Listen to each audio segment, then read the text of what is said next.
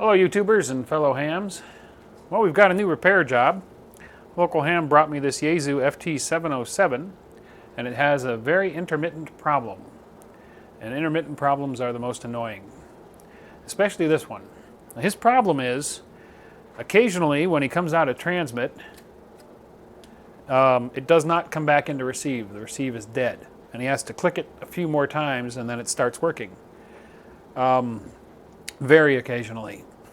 It sounds to me like it's probably dirty contacts on a relay, but getting the problem to manifest is proving to be a little difficult. Now I've got my signal generator generating some RF. I've got the radio into a dummy load, and I've been clicking it about 20 times now, and I'm trying to get it to fail. The first time I turned it on, it failed right away, and then it took about another 20-25 clicks to get it to fail again. And now it's working reliably. but trust me, it does fail. And when it fails, there's no receive audio at all. You still get an S-meter indicator, which tells me that the RF section is being switched in, the IF section is being switched in, the ALC is getting signal and processing it because we're seeing an S-meter indication. So I'm thinking it's going to be a problem on the audio board. Come on, fail. Well, there's 40 transmit cycles, and it still has not failed. Extremely intermittent issue.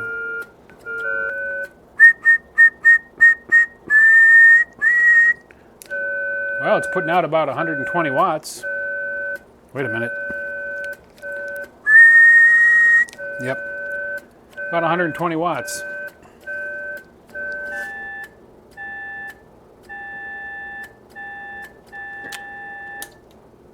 I think I'm going to let it cool down, get nice and stone cold, and then try again. Because I can't get it to fail now. And you can't debug something until you can get it to fail. And I've been digging through the schematic, and this is the audio board here. And there is a relay right here that mutes the receive audio when you go into transmit mode, and then passes it on through the preamp section here out to the AF gain when you go into receive mode. So if, when I get it to finally fail again, I am actually seeing an S-meter indication from my RF signal that's present and no audio, I'll know it's the relay on the audio board and I can focus on that. If I'm not getting any S-meter indication when it comes back dead, then I'll know that it's something in the RF section or the transmit receive relay on the filter board next to the power amp board. There's a filter board with all the filters, and there's a transmit receive antenna relay there that switches the antenna between the power amplifier into the receive circuits.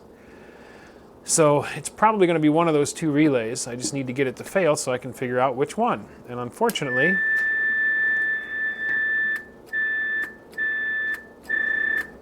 yeah. Oh, by the way, this thing's very microphonic. Listen.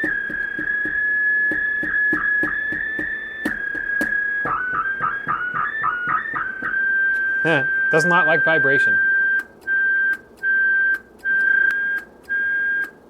Yep, okay, well, I guess I'm just going to let it sit overnight and get nice and cold, and we'll try it again in the morning.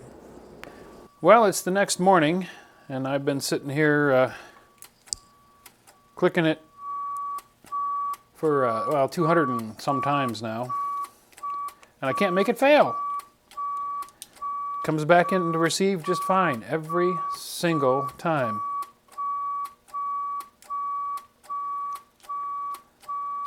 I hate intermittent problems. I absolutely hate intermittent problems. Well, I think I'm going to try about another 50 clicks. If I can't get it to fail, I'm just going to go ahead and we're going to open up the case and going to look for some obvious possibilities like loose grounds, loose screws, and probably I will seek out the relay on the AF board that I suspect to be the problem and see if I can open it up and clean the contacts. Check for cracked solder connections, you know, the basic kind of things that could cause intermittent issues. Well, this is the bottom of the radio, and I've just pulled out the audio board. You see where it goes right here. All the connectors are nicely loomed and organized, which makes it very easy. Just remove these and 4 screws on the edges and the board comes right out. And this is the relay right here that I suspect might be the problem. That relay switches audio.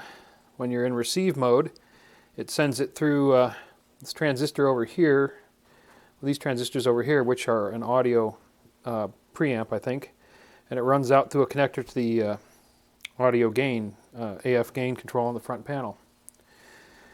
When you're in transmit mode, it switches it over through other circuitry. I think that it's doing the audio processing before modulation.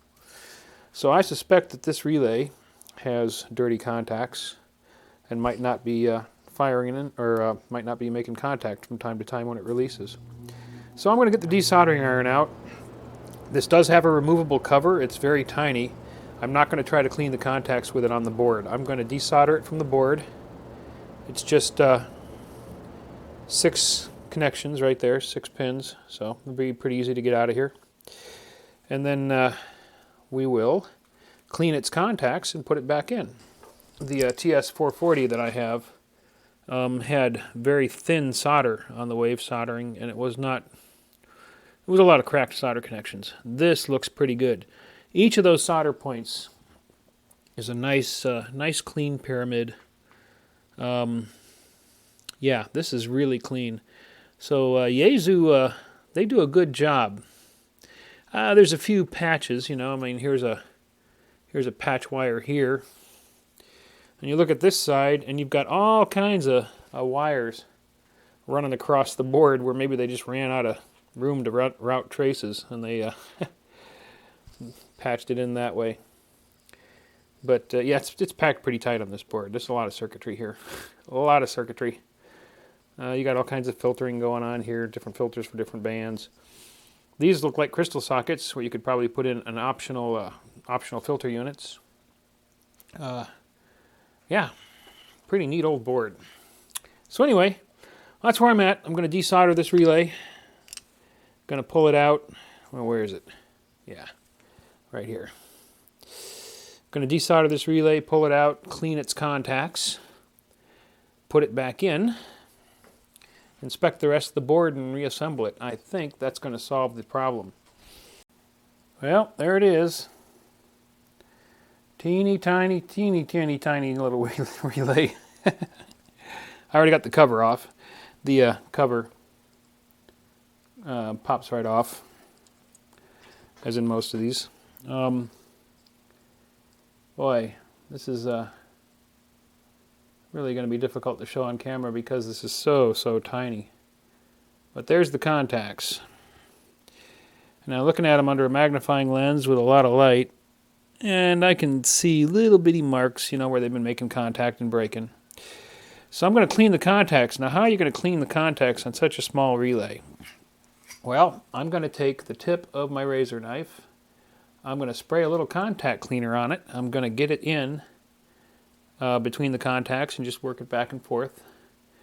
It's you know, it's smooth steel, but with a little contact cleaner on there, it's just abrasive enough that it'll shine those contacts just fine without marring them or damaging them. So that's what I'm going to do here. Yeah, it's the contact clearance is so incredibly tight on this relay that only the sharp edge of the blade can get in between there, and I don't want to force it because I don't want to bend it. So there we go. Alright, that should clean those relay contacts. Now we'll just put the cover back on. Teeny tiny little relay. There we go. Snap that right together. And we'll just solder it back in on the board. Where's it go? Right there. While I'm waiting for the soldering iron to heat up, I was looking over the underside of this board, and another thing I thought I'd point out on a lot of these older radios, what you see as a common practice for grounding on the board is the screw hole mounts that hold the board in here have solder pads on them, and that is how they make a ground between the PC board and the chassis. And this solder, where the lug, or the standoff is pressed into it, is all black. And it's like that on all of them. And it's, in fact, on a couple of them, it looks like it's been wiggling around a little bit. The screws were not terribly tight, so grounding could be an issue. So another thing I'm going to do after I solder the relay back in is I'm going to freshen the solder on these pads on each of these corners. So when I mount the board back in there, I've got fresh solder that's being contacted to the standoffs and grounding to the chassis. So that improves the grounding on this board. Gotta hold it up while I make that first solder connection so it stays snug on the board.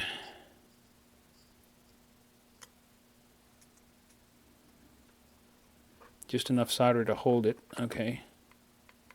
Now that it's being held, I can go ahead and solder the other pins. And we'll just push on the relay and make sure it's seated good and firm to the board. And it is.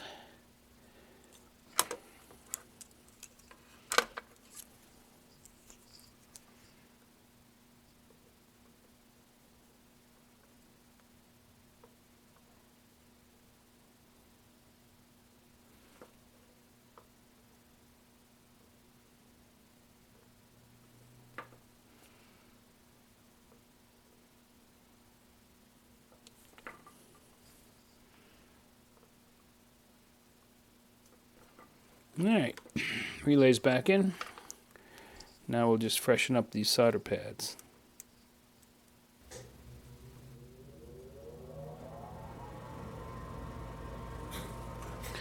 And that should give us a good solid ground.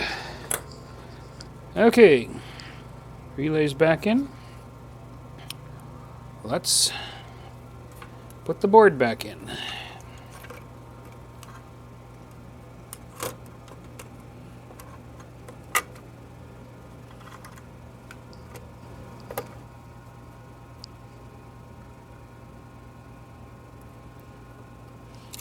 So what we do is we get all these screws started and just snug but not tight.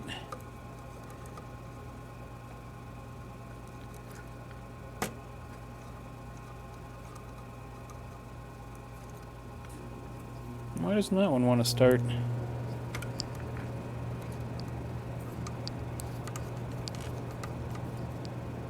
There we go. Get them all just snug but not tight, and then once we got all four of them in place, we'll go around and tighten them down. That way we make sure all the screw holes are nice and aligned and everything is where it should be. Okay.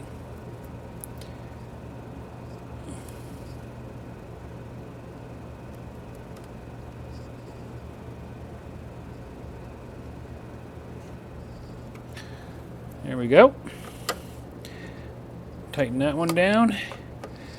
Now when I'm tightening these down, I am compressing that fresh solder that I put on those lugs, or on those pads underneath, and we're making sure we're getting a nice, good solid ground. And that's that. We just plug everything back in and we're ready to test.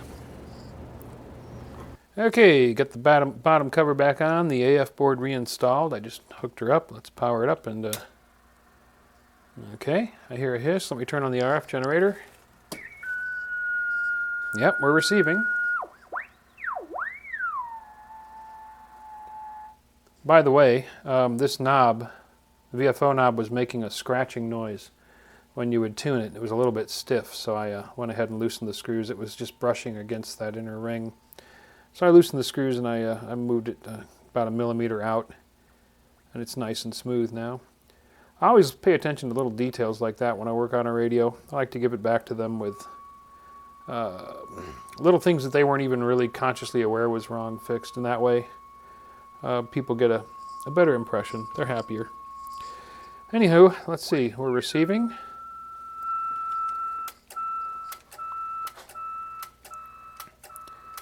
Well, I guess I'll be doing this for a while. I'm going to click this sucker 500 times. If it doesn't fail in 500 cycles, then I'm going to call it good.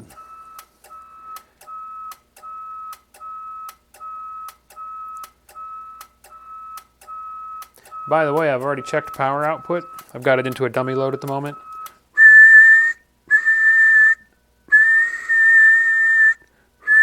Yeah, about 120 watts. So my repurposed repeater power supply is able to handle an HF rig doing a full 100 watts easily. That's good. If you're wondering what I'm talking about, on a previous video I tore down a Kenwood commercial repeater, and on a follow-up video I repurposed its power supply as a bench supply, which I'm now using to power this radio for testing.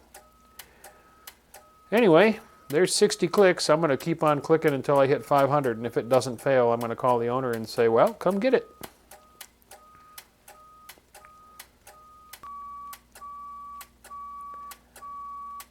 There's 480.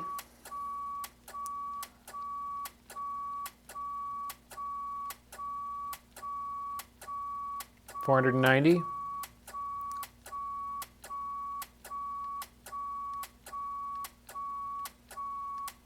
$500. And it's still receiving just fine every time. So that's 500 cycles in and out of transmit, and no loss of reception. So I think that's pretty good. I'm pretty sure it was going to be that that relay on the receive audio, or on the audio board. So I already talked to the owner, and he's going to come pick it up and take it home and try it out and use it for a few days. And if he's satisfied, well, I'll be satisfied. But Thanks for watching. If you enjoyed the video, don't forget to give it a thumbs up. Also, if you're not already a subscriber, click to subscribe. Join us on the Facebook channel for discussion about the videos. And if you'd like to help support this channel, please click to support me on my Patreon page.